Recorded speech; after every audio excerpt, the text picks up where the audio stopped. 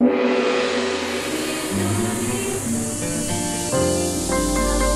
Channel 3, Jembatan Pencerahan.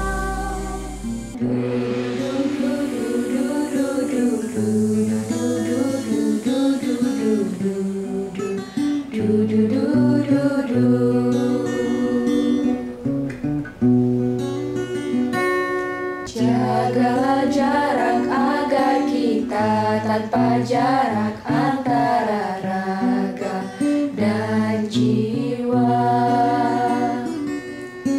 Jagalah jarak namun hati selalu dekat, tetap di rumah kerja dan kerja. Ini saatnya kita mulan sarira melihat diri, cerminan hati.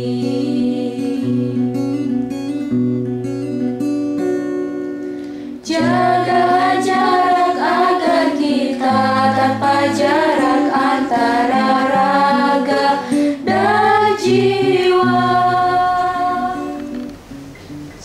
Pemirsa HiTV, Napi Orti, semoga selalu dalam lindungan Yang Widi. Beberapa menit ke depan, Anda akan kami ajak mengikuti TOS, tayangan on the spot breaking point menu teranyar HiTV Channel 3, Jembatan Pencerahan. Tayangan berupa tontonan, berisi tatanan dan memberi tuntunan untuk kita semua seputar Hari Galungan dan Kuningan di tengah pandemi. Saya Diah Parisya, kita ikuti pilihan TOS kali ini. Jaga jarak agar kita tanpa jarak antara raga dan jiwa. Jaga jarak namun jangan berjarak, apalagi dengan Sang Pencipta. Dekatlah dekat bersila di tatapura, mohon ampunan Yang Widiwasa.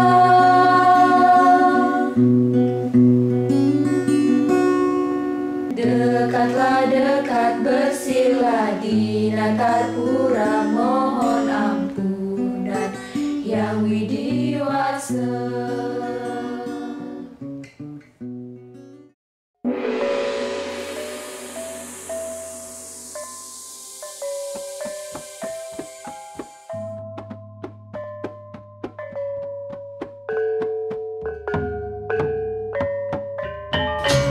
Pemirsa HiTV masih dalam runtutan Galungan dan Kuningan dari Tumpak Wariga hingga Bude Kliwon Pegatuakan.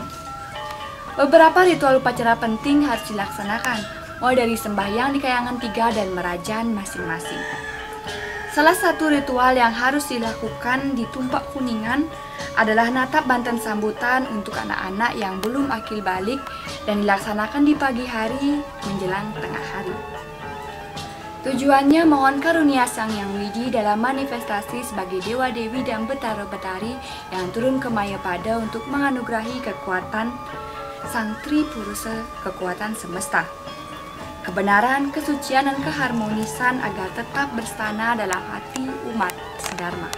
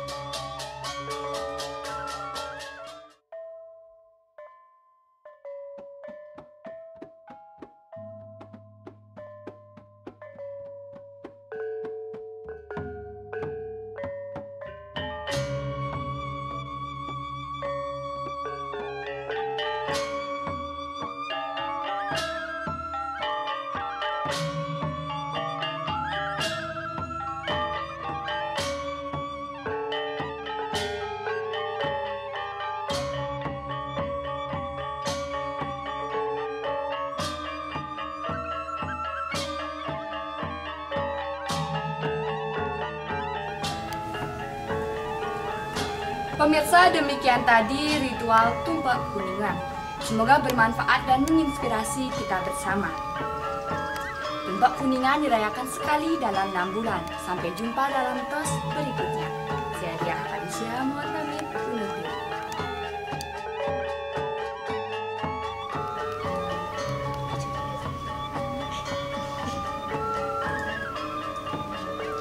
Medsos memang penting, tapi bukan genting. Ia menjadi genting saat digunakan untuk mendekatkan, bukan menjauhkan orang-orang dekat. Karena itu, gunakanlah medsos kanal YouTube untuk membuka HiTV Channel 3 agar jalinan jembatan pencerahan selalu menyala di hati umat sedharma. Saya Diah Fadisya untuk HiTV Channel 3, Jembatan Pencerahan.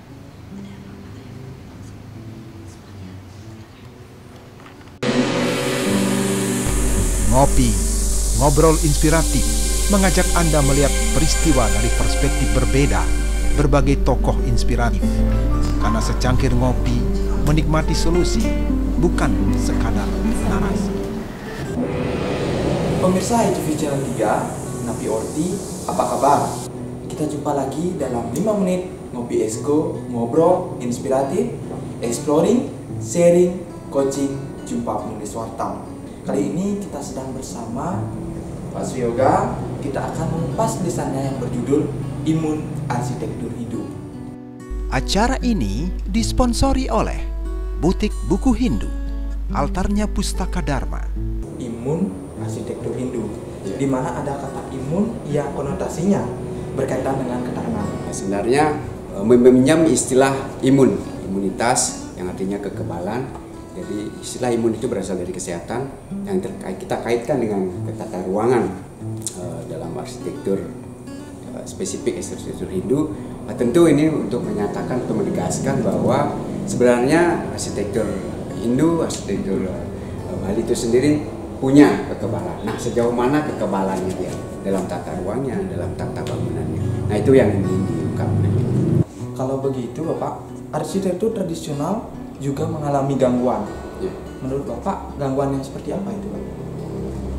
Baik Arya, jadi pemirsa, seperti kita ketahui perkembangan globalisasi melanda seluruh belahan dunia termasuk juga Bali, ya. Dan di satu sisi memang sangat berpengaruh terhadap arsitektur kita, ya, arsitektur Bali utamanya dari sisi style. Jadi ada style minimalis, gaya-gaya minimalis, gaya modern yang sangat menekan daripada kita punya arsitektur, ya. Gitu. Lalu langkah-langkah apa yang harus dilakukan untuk menjaga imun rohani arsitektur tersebut, Bapak? Yang pertama ya memang secara kita punya misi kesehatan, ya. Jadi ada preventif, ada kuratif, kan gitu, ada preventif, ya. Jadi persiapan. Jadi kita harus mempunyai sebuah pola tata ruang arsitektur yang ideal, itu direncanakan dengan sangat ideal, menyangkut secara holistik. Kemudian yang kedua, di pengobatan, misalnya sudah terjadi seperti itu, tindakan apa yang bisa kita lakukan? Apakah konservasi misalnya, apakah preservasi di situ, apa restorasi, atau tindakan kuratif ini yang paling terakhir, harus amputasi gitu misalnya, seperti apa? Jadi harus dimulai, harus ada dihancurkan misalnya kalau sudah sangat mengganggu tatanan arsitektur tradisional kita. Nah, seperti itu. Pak, ini permintaan dari tweet pemirsa. Ya. Kata konkretnya itu seperti apa sih, Pak? Jadi sederhana sebenarnya. Yang pertama, kita harus mempunyai perencanaan yang ideal.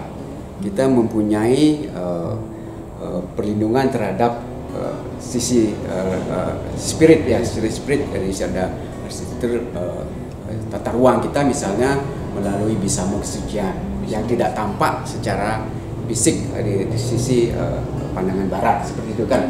Nah, seperti apa kita mempertahankan ini, tentu harus ada kompromi-kompromi yang dilakukan, pendekatan terhadap pemilihan misalnya di situ, di sekitar tempat suci itu, ataupun terhadap pemilik rumah misalnya seperti apa, melakukan penguatan identitas daripada arsitektur tradisional kita. Nah, seperti itu. Jadi harus ada pemahaman, harus ada semacam win-win solution itu, karena kita punya identitas yang harus memang tetap terjaga di sepanjang masyarakat Hindu ada, kan seperti itu, ya. Sebuah kata yang paling ditakuti nilai-nilai tradisional adalah investor. Karena dengan kekuatan kapital, investor bisa mengubah nilai-nilai menjadi hal yang sangat pragmatis. Bahkan meniadakan nilai kearifan. Semoga memberi inspirasi bagi kita semua. Selamat Hari Raya Galungan dan Kuningan. Salam damai, Channel 3. Satyam Eva Jayate.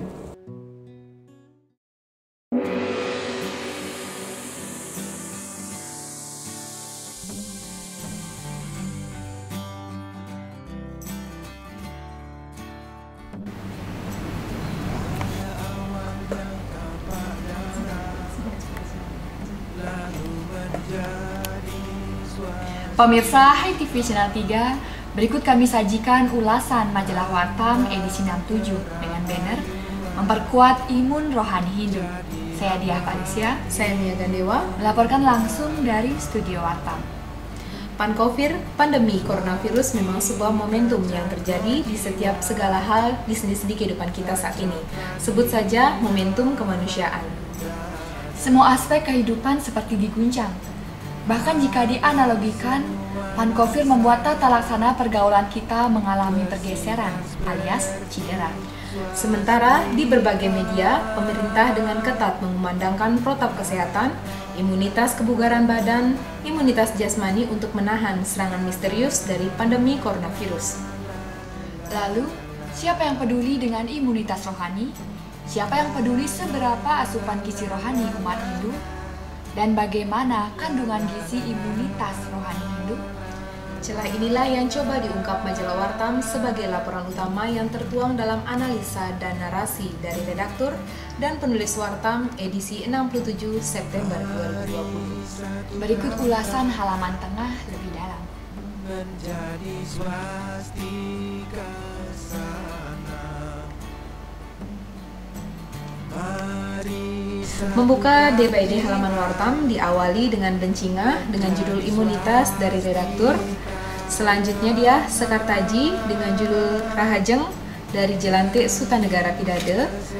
Candi Bentar, Spirit Galungan dan Imunitas Rohani Kita.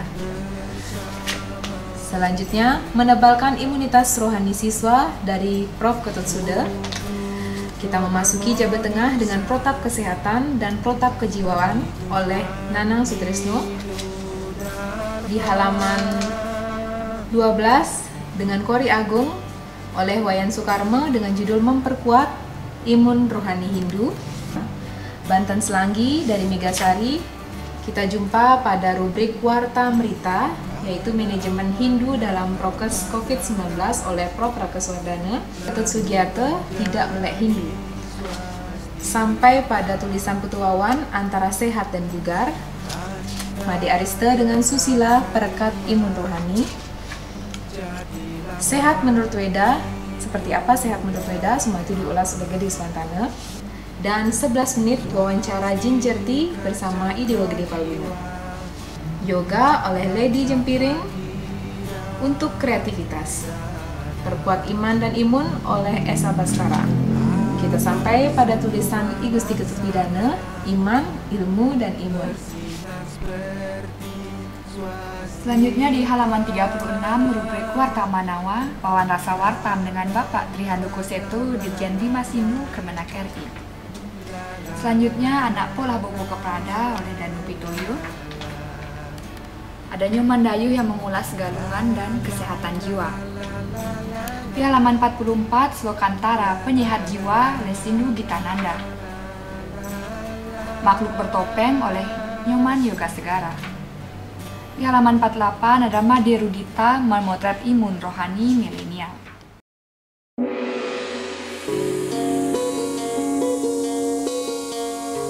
Sebentar lagi Anda akan ikuti Sundari Nada. Jalinan makna di balik nada.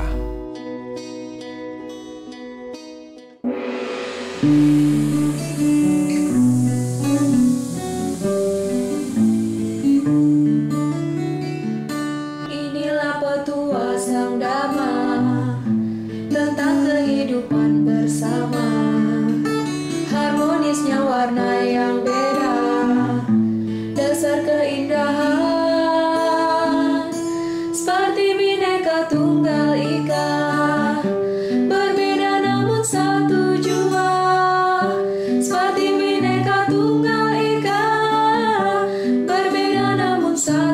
jua.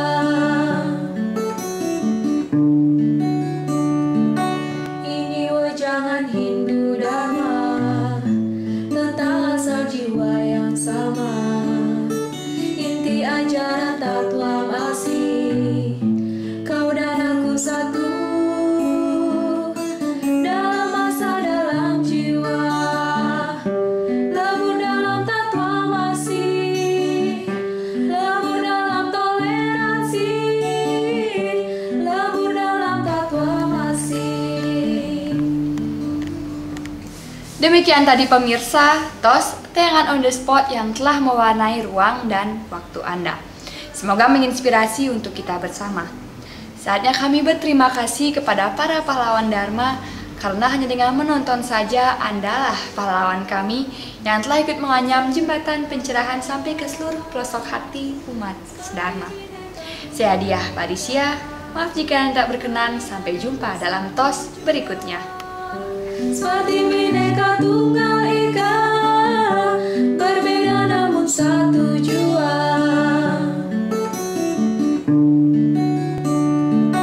Ini wejangan Hindu Dharma tentang asal jiwa yang sama, inti ajaran tatwamasi, kau dan aku satu dalam masa dalam jiwa, lebur dalam tatwamasi, lebur dalam toleransi, lebur dalam tatwamasi.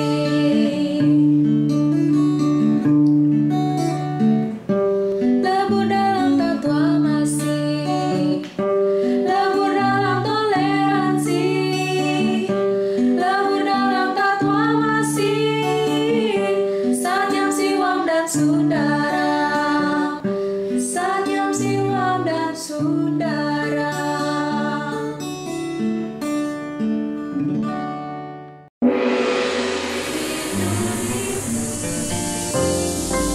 ITV Channel 3, Jembatan Pencerahan.